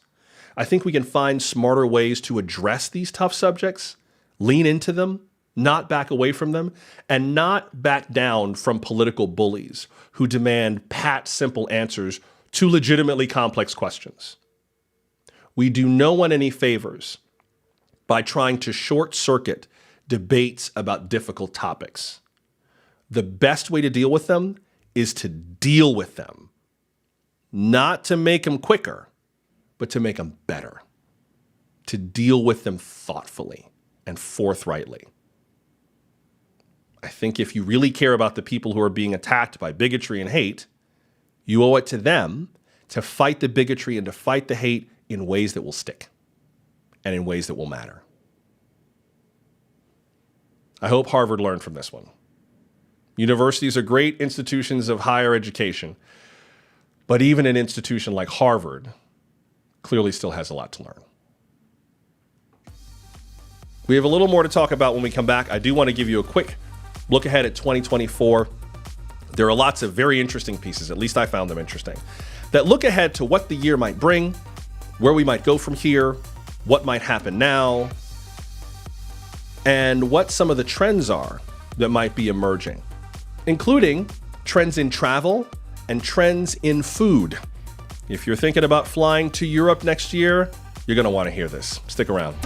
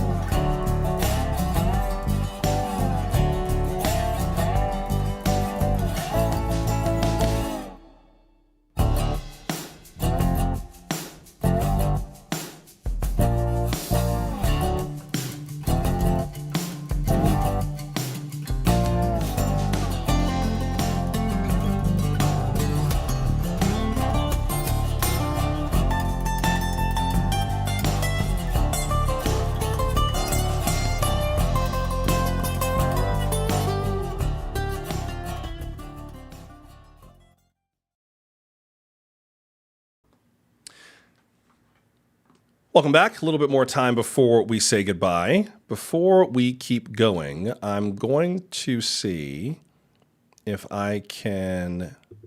I think I finally found the video. Let me see if I can make this work. There it is. There's my video from from Hofbrauhaus. This is from the holidays. This is our holiday dinner with a black trombonist playing at Hofbrauhaus, which I was like, I'm tipping this brother $20. It was so much fun. This is just off the Las Vegas Strip. I'm so proud that I found out how to do this on the fly. This is just off the Las Vegas Strip.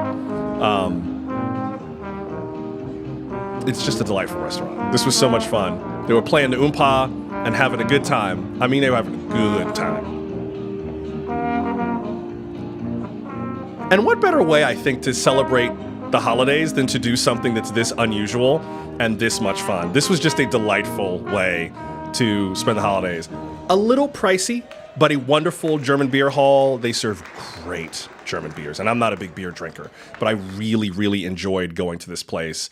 They do the toasts and sing that German toasting song, Ein Prosit, or whatever it is. And then, yes, they do say ziggy-taggy, and everyone goes, oi, oi, oi, in the entire room. So much fun. The Paniertes Jägerschnitzel was what I had, which is like a breaded pork cutlet that has like a mushroom gravy over it on top of spätzle, and just for the gods, mama. The beer was amazing. I felt like a Zeppelin the next day. I would just woke up the next day like, oh my God, that was too good. I can't eat food that's good all the time. It's too much good food. I love the fact that the food is not cheap, because if it was, I'd be there right now. But Hofbrauhaus, definitely recommend it. It was a hell of a lot of fun. Let me dive into 2024 before we walk away for the day. I really hesitate with 2024 predictions for an array of reasons, mostly because they tend to be wrong. But other than that, I do think there are some interesting look backs at 2024 that are worth, or at 2023, look backs at 2023 and look aheads from 2024 that are worth kind of taking note of. One in particular, and I'll get to that in a second, related to elections. First of all, there was a piece in the New York Times with 10 charts that define 2023. I found that interesting. One of them has to do with the economy, that inflation went down and incomes went up in 2023, which I know is feels weird, because we're still, as the New York Times noted, worried about the price of a number of goods and price of gas. But the price of some goods went down. Gasoline dropped to an average, according to the Times, of $3.12 a gallon from a high of $5.02 last year. Our sentiments about the economy are still rough. What one economist refers to as a vibe session, where just the vibe of the economy, the way that we feel about it, is not very hot, but the economic indicators are kind of good. So the odds of a recession, of an honest-to-God recession, don't seem as strong now as they did earlier in 2023, or certainly in 2022. But again, there's also that issue of just spending power, that a lot of people don't feel like they can afford as much for the money they have. Spending is going up. That doesn't mean that you're getting more for your money. So that's one of the charts that was interesting. But economy exceeded expectations. If you look at the predictions of what experts thought would happen versus what really did, according to the Times, more than 80% of economists predicted that 2023 would end in a recession. Instead, the economy is likely to have expanded by a remarkable 3%. Also, the stock market boomed. The S&P 500 rose to near record highs, powered largely by tech stocks. And I think a lot of that was powered by the dramatic rise of AI. They also charted, there was one other chart on here. Oh, presidential approval. Let me expand this to the full page. If you look at presidential approval ratings in the December before election day for a second term. So if you just look at presidents who ran for their second term and their approval rating beforehand, we've been disapproving a lot more. A lot more. Carter's approval rating before election, in the December before election day, 54%. Reagan, 54%. George Bush the first and Clinton, 51%. George W. Bush, 58% approval before he ran for his second term. Obama, 43%. Trump, 45%. Biden, 39% approval rating. in the December before election. So could be an interesting election year this year. But that's one of the big trends I think we got to look out for. And if you miss everything else, pay attention to this. What should you be watching out for in this election year? You should be looking beyond Donald Trump. First of all, if the meaning of the election year to you is whether or not Donald Trump gets reelected, then you're seeing part of it. You're not seeing all of it. The Economist does trends every year. They do the World In edition every year. And Tom Standage put his top 10 list of the things to keep an eye out for. One of the top 10 things, number 2, was what he called America's global choice. And he wrote, voters and the courts will give their verdicts on Donald Trump, who has a 1 in 3 chance of regaining the presidency, statistically anyway, as they read it.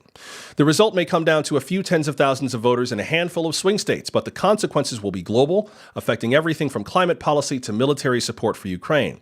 Indeed, election rigging in Russia may mean Vladimir Putin's fate depends more on American voters than Russian ones. Pause right there. Just to clarify the point he's making, he's not talking about actual vote rigging in the U.S. He's talking about the fact that Vladimir Putin's reelection seems all but assured. And so the external policy from the U.S. might bear more on Vladimir Putin's than the internal machinations of the Russian government, considering that Vladimir Putin has the Russian government in his thrall. But here's the larger piece. That was the number 2 prediction about an election. But the number 1 prediction, or the first one on the list, I don't know if they're ranked, was also about elections, but not ours. It's what they called a votorama. Here's how The Economist puts it. Elections all over the world for more voters than ever before will put a spotlight on the global state of democracy. Listen to this. There will be more than 70 elections in 2024 in countries that are home to around 4.2 billion people. For the first time, more than half of the global population. But while there is more voting than ever, there's not necessarily more democracy. Many elections will be neither free nor fair. Pause right there. America's election will be extremely consequential, but the larger consequential issue is elections around the world. Dozens of them affecting more than half of the world's population. Think about that.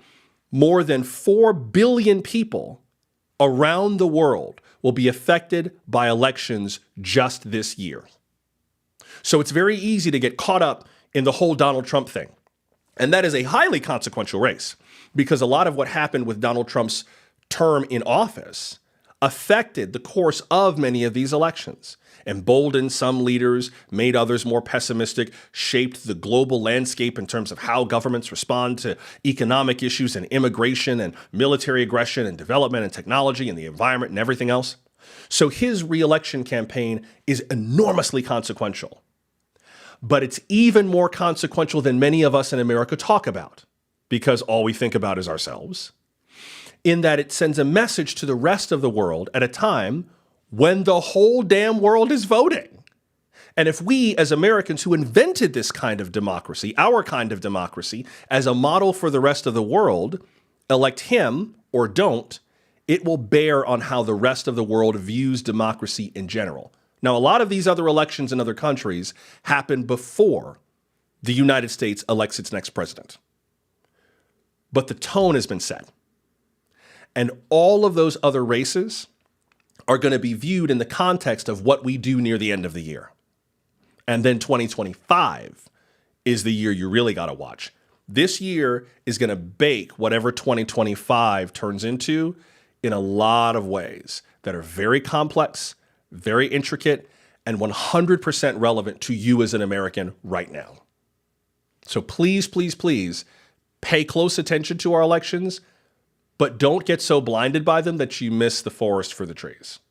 There is a much bigger forest around these trees, and make sure you don't miss it, because there's a lot going on in 2024 that we're going to have to watch. If you have not been a big consumer of international news before, now's the year to start, because it all matters, and it's going to matter to you too.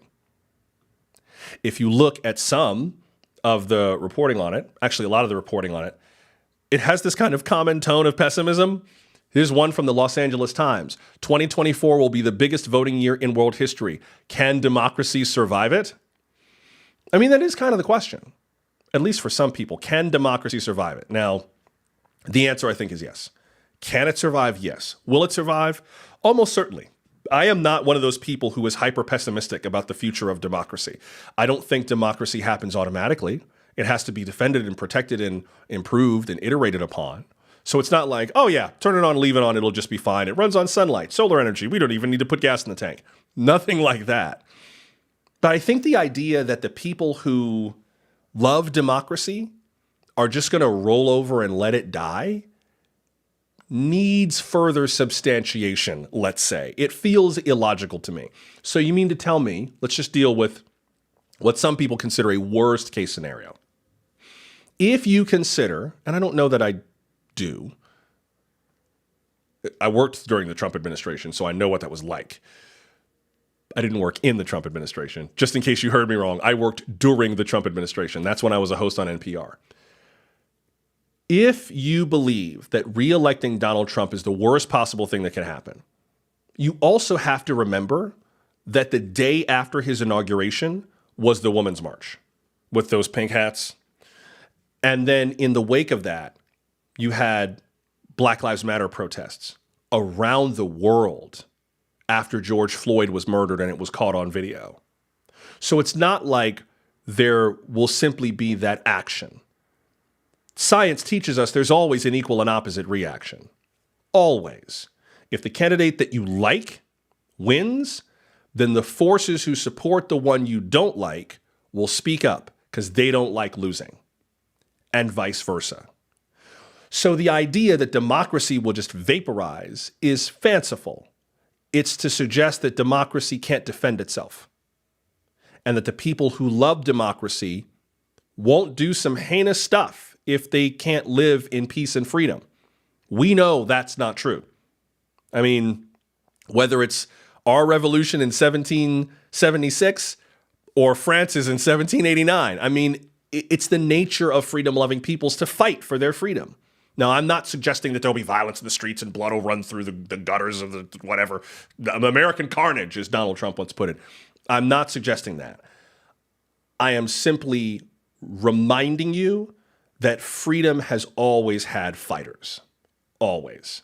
And they're not always physical. Some of them are diplomatic. Some of them are fighting on artistic fronts. Expression of freedom that inspires in other people a desire to live free. Or they're fighting economically. World commerce depends on democracy to a large extent. It depends on some stability and opportunity, because dictatorships bring stability, but democracies bring opportunity. And opportunity brings chances for growth. And the economies of the world know that. So I don't think this is going to be just as cut and dried as a lot of people think. Oh, democracy is in danger. Dictatorships could rule the earth and could rule the world. When has that ever worked for the benefit of the world economy? There are more billionaires now on earth than ever. When has that kind of government ever made the world richer? Ever. If you don't believe in democracy, believe in greed. That may be the thing that saves us. Just the opportunity to live and to make money and to have opportunity, which seems dramatically curtailed unless people are free to live and work as they see fit. I don't see how that works. I just don't see how that works. With regard to the economics, though, there's a piece that I'm going to drop on nightlightshow.com from two scholars at Mississippi State University and Appalachian State University that asks about whether we can continue to avoid a recession. I think their stance on this is interesting because they seem pretty confident that we can. I'll let you read it later. If you don't follow me yet, go to nightlightshow.com. You can subscribe. It's a Substack page. And you can subscribe to my Substack and you can check it out there, share your comments with me. But I think they make some interesting points. Don't know if I agree with them 150%, but there are some interesting points. A few other things worth noting before I let you go. Vox does their list of predictions, 24 things we think will happen in 2024. Their first prediction is they think Donald Trump will win the election. They put it at a 55% chance. They suggest that some of the forecasting models have gotten better. There is a forecasting model from one political scientist named Jay Dessart who does state-by-state predictions. State-by-state, I think, is a much better way to project political outcomes than national, which we learned in the election of 2016, quite frankly. And Vox says when they plug it into that margin, it would put Donald Trump up 297 electoral votes to 241. You need 270 to win. The median forecast shows Biden losing Georgia, Pennsylvania, and Wisconsin, but keeping Michigan. I don't know, maybe losing Georgia. Losing Pennsylvania? I don't know about that. I would be more confident of that if John Fetterman had not won the Senate race and Josh Shapiro had not won the governor's race and Mehmet Oz had not dropped out. But he wasn't a great candidate anyway. Dr. Oz was not the right guy for that race anyway. But I don't know. I don't know about Pennsylvania. I also kind of hate political predictions of who's going to win and who's not, because that's just sort of antithetical to the spirit of democracy. And I want to just kind of soapbox for a second to my fellow journalists. If you work for a news organization that does or reports political projections, please shut up. Please stop telling voters how you expect them to vote. The very notion is antithetical to democracy. You are making things worse. Instead, be humble with the nature of your research. Maybe that's even a better way to put it. Not so much a prediction or a forecast, but research. I know we love to look at Steve Kornacki pointing at the big board or John King at the magic wall. I got nothing against either of those guys. I love those guys. And I don't think that they mean any harm. But I think when you are telling people in a democracy how you, as an authority figure in the press, expect them to vote, you are becoming a part of their vote. And you have no right to do that. You could, however, say, based on our research at the moment, there appears to be a trend that would support the victory of this candidate over another. It's not word salad. It shows that you're thoughtful about the data and that you open up the possibility, here's the key, that you are wrong. Leave voters alone. Let us make our own decisions. I always tried as a news anchor to couch those political polls very, very carefully, to mention the margin of error, to mention how many voters were consulted in this poll, what parties they were with, if any, and whether or not polls like this have tended to be correct or incorrect. It's research. It's not a prediction. You don't know how people are going to vote, and you have no right to suggest that people will or won't vote a certain way.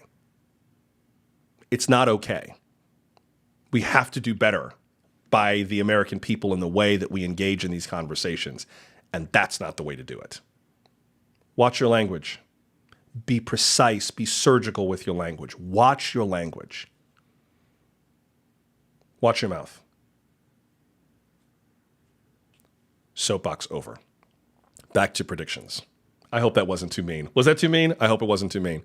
Back to predictions. I'm going to skip over Vox's predictions over the way that the election would go. Some of the other ones I think are really quite interesting. Vox is predicting that U.S. car crash deaths will exceed 40,000 again. Apparently in 2021, they exceeded that point for the first time since 2007.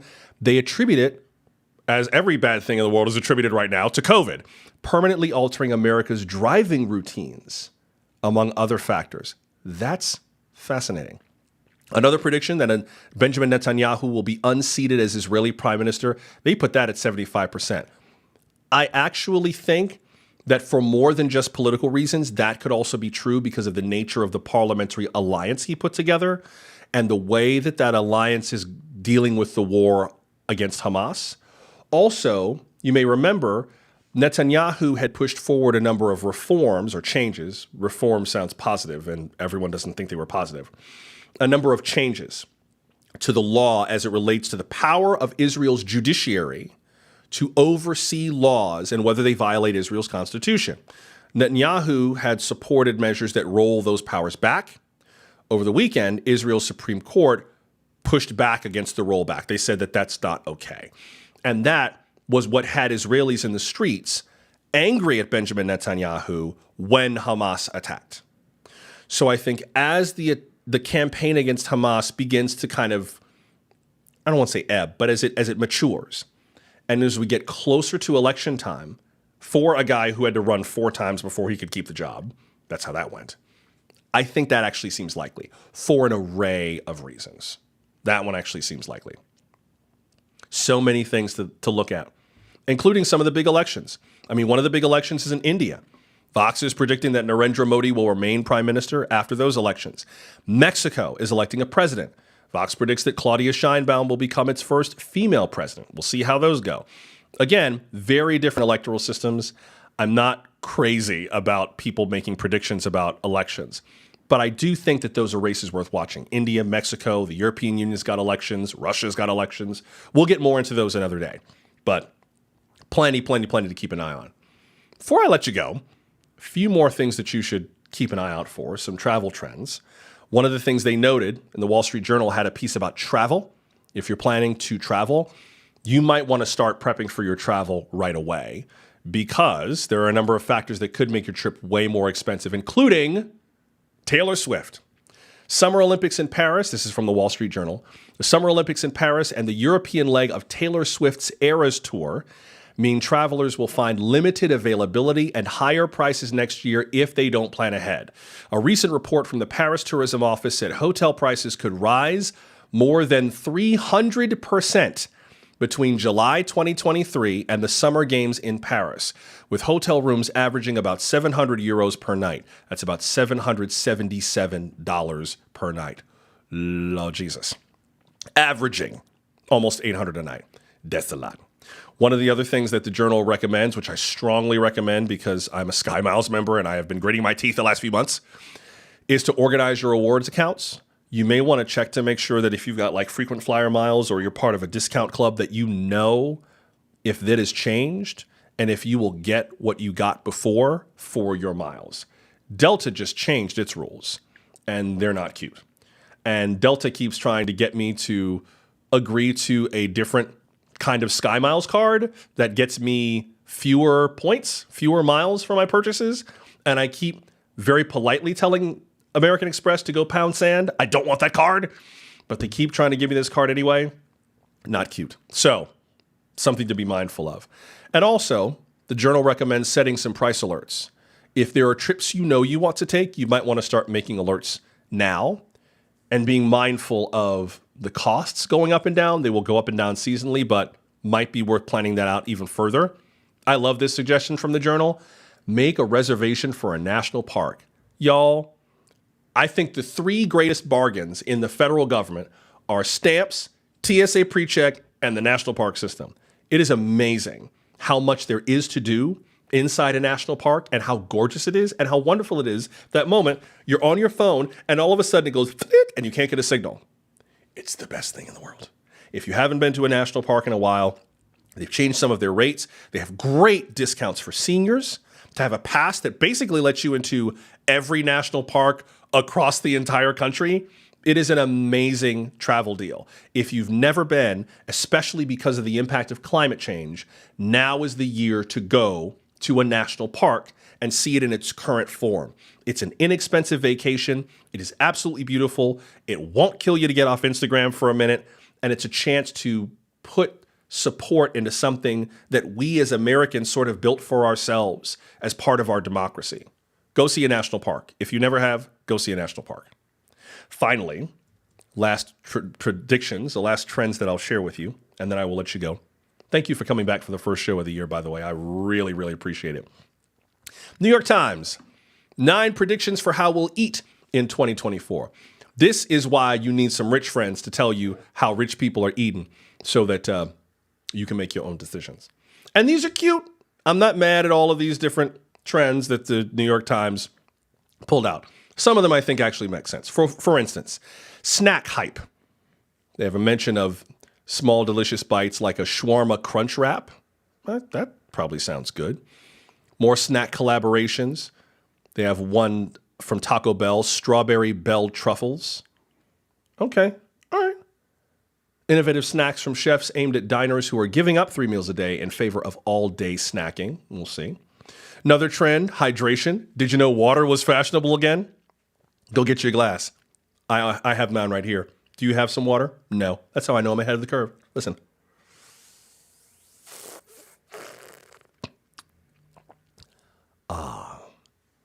That's the sound of the future, ladies and gentlemen.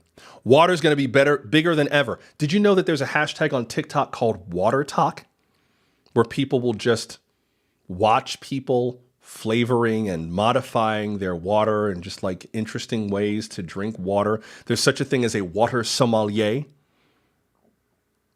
I have missed my professional calling. Did you know that you can make money? Recommend. Can you hear me? You're recommending water. Is this thing on? There's a career for recommending water to people. I can do that. Ready? Hold on one second. Drink more water. Right now, when the show's get a glass. That'll be $80. Another trend, grains are going to be big. Apparently, according to an official from Whole Foods, it's buckwheat's year this year. It is buckwheat's year, which means something very different for black folks. But apparently buckwheat is the thing right now. I tried looking for it, but I ended up looking in all the wrong places. Some of y'all got that joke. Meal-flavored cocktails. We've heard of espresso martinis, but the Times suggests that umami-heavy drinks that taste like specific dishes will proliferate. Already in New York, you can order a cocktail that tastes of Waldorf salad or a caprese martini, a Thai beef salad drink in Hong Kong. I didn't. Am I just not hip? Or does this sound, I don't know, maybe you're braver than I am. Maybe you are much, much braver than I am. I don't, no, I'm not, I'm not that cultured. Plus, I don't drink very much. I don't drink very many mixed drinks, but I'm not that cultured. This trend I do agree with. Got to be real. More concern over what it takes to create food from elaborate processing methods will explode. Ultra-processed will continue its rise as a toxic food phrase, according to a Mintel's 2024 Global Food and Drink Trends report. I agree with that. I think if we're going to be paying more money for food and beverage, for ingredients and for groceries, you better be selling me something good. You better be selling me something that's safe, that I can consider nutritious, I can trust the label, I can trust the ingredients. Damn right. Also, hot foods. I don't do spicy very well, but different layers of heat, moving from brain exploding to nuanced and multidimensional, getting paired with sweet and sour flavors, or being coaxed from layering flavors from different peppers from different parts of the world. Y'all have fun with it. Y'all have fun with it. And finally, the dish of the year. What do you think is going to be the dish of the year? The food dish of the year this year. I'll give you a hint. If you've seen Jennifer Coolidge in the movie Best in Show, you already know the answer. The dish of the year, according to our friends at the New York Times, soup. We both love soup. That's going to be the dish of the year. Menudo tonkatsu ramen sounds interesting. Before you say soup, maybe, Low risk for giving way to experiment with new flavors of ingredients, uses up vegetables that might otherwise get tossed. The Specialty Food Association's trend spotters predict more soup and soup starter mixes on grocery shelves. And soup is yet one more way to soothe ourselves. Honestly, said Jenny Zegler, director of Mintel Food and Drink, I wouldn't be mad if 2024 was the year of soup. Just the fact that a nice soothing soup could be the key for 2024. You know what? That's a good That might be a business idea. You keep an eye on the political trends, and then on primary nights, you just kind of start ladling it out, people going through, and half the room, when they see their candidates lose, you just walk up and say, hey, how about a nice bouillabaisse? It could work. It could work. Hey, thank you all for making time for me today. Remember, tomorrow I will unlock the link for the online store, and you can be among the first on your block to get your Gullible Ain't Sexy t-shirt. And come on back tomorrow for a promo code. Save you some money on the shirt, just as my way of saying thank you. Have a wonderful rest of your day and a great new year. But until we meet again, I'm Joshua Johnson. Thanks for making time for me. And as always, today and all year, keep shining, because someone, somewhere, needs your light right now.